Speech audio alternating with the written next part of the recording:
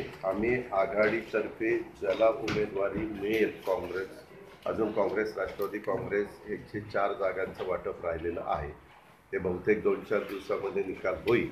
44 जागांचा जवळपास निर्णय झाला आहे. मग त्याच्यातनं आम्हाला त्यांना गेलेल्या जागेतनं आम्ही मित्रपक्षांना जागा त्या ठिकाणी सोडणार आहे. आता इथून ही जागा ज्याला कुणाला मिळेल, उद्याच्याला काँग्रेसला मिळाली तर काँग्रेस जो उमेदवार देईल त्याचं काम आम्ही व्यवस्थितपणे राष्ट्रवादी काँग्रेस करणार. उद्याच्याला जर राष्ट्रवादीला सुटली तर काँग्रेसचे सगळे लोक काम करणार. परंतु निर्णय काय होतो आता ते कळायला मार्ग नाही. परंतु साहेबांची आमची भूमिका म्हणजे पवार साहेबांची अशी आहे की पुण्यामध्ये 4 जागा 3.5 जागा येतात.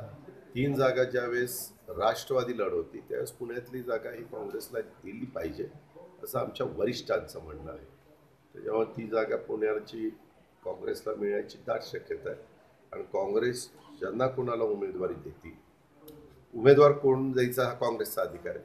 ज्याला कोणाला उमेदवारी देतील त्यांचं काम आमचे राष्ट्रवादीचे सगळे नगरसेवक असतील, आमचे पदाधिकारी असतील, आम्ही लोक असू, आम्ही सगळेजण करू.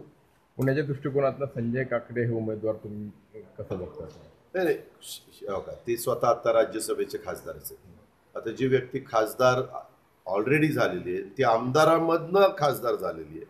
म्हणजे आमदार जनतेतनं निवडून जातात आणि त्या आमदारांनी खासदार केलेलं जेव्हा त्यांनी ऑलरेडी खासदार म्हणून काम ते करतायतच. परंतु काही लोकांना राज्यसभेच्या ऐवजी लोकसभेमध्ये जसं विधान परिषदेच्या ऐवजी विधानसभेत काहींना जावंसं वाटतं, काही ज्येष्ठांना विधान परिषदेमध्ये जावं वाटतं. तसं त्यांना त्यांच्या वयाचा विचार करता त्यांना असं वाटतं की आपण आता यावेळेस पार्लमेंटमध्ये जावं असं त्यांना वाटतं. जेव्हा त्यांना काय वाटतं हा निर्णय उद्याच्याला जे आमचे सगळे मित्रपक्ष आहेत त्यांच्याकडनं उमेदवारी ज्याला मिळेल मी त्यांना सांगितलं. ते मला म्हणाले की बाबा मला उद्या उमेदवारी मिळाली तर काय. म्हणलं ज्यांना उमेदवार मिळेल त्याचं काम आम्ही इमानदारीने करणार. काय सल्ला दिला संजय काकडे मी आमदार राज्यसभेच्या खासदाराला सल्ला देऊ शकतो का? मी उलट त्याचा सल्ला घेतो.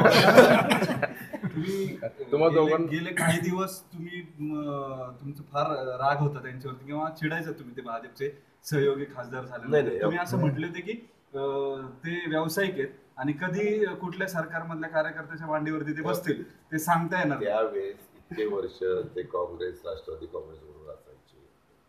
नंतर अपक्ष निवडून आले त्यावेळेस ते काँग्रेसच्या बरोबर एक कार्यक्रम पृथ्वीराज चव्हाण त्यानंतर मोठा झालेला आठवत असेल. त्याच्यानंतर सहसा अपक्ष निवडून आलेली कुणी व्यक्ती असते म्हणजे मी माझ्या 30 वर्षाच्या राजकीय जीवनामध्ये बघितलं अपक्ष निवडून आलेली कुठलीही व्यक्ती असते त्यांना जर काम करायचं असेल, सरकारमधल्या विकासाच्या योजना आणायच्या असतील तर ते आमदार असू किंवा खासदार असू त्यांना सत्ताधारी पक्षाशी मिळतं जुळतं घ्यावं लागतं. जेव्हा कदाचित त्यांनी त्यावेळेस काँग्रेस मनमोहन सिंगजी प्रमुख होते म्हणून त्यावेळेस काँग्रेसच्या बरोबर सहयोगी झाले. त्याच्यानंतर मनमोहन सिंगांचं सरकार केलं, सरकार मोदी साहेबांचं आलं त्यावेळेस त्यांनी मोदी साहेबांच्या म्हणजे भाजपचे सहयोगी म्हणून त्या ठिकाणी काम केलं. आताही ते सध्या तरी भाजपचे सहयोगी म्हणूनच आम्ही त्यांना ओळखतो. परंतु उद्याच्याला आघाडीचे उमेदवार म्हणून त्यांना काँग्रेसने जर निर्णय घेतला तर काँग्रेसच्या वरिष्ठांनी उद्या काँग्रेसला जर जागा सुटली तर काँग्रेसने कोण उमेदवार द्यायचा हे सर्वस्वी अधिकार काँग्रेसला ठरवतो. म्हणजे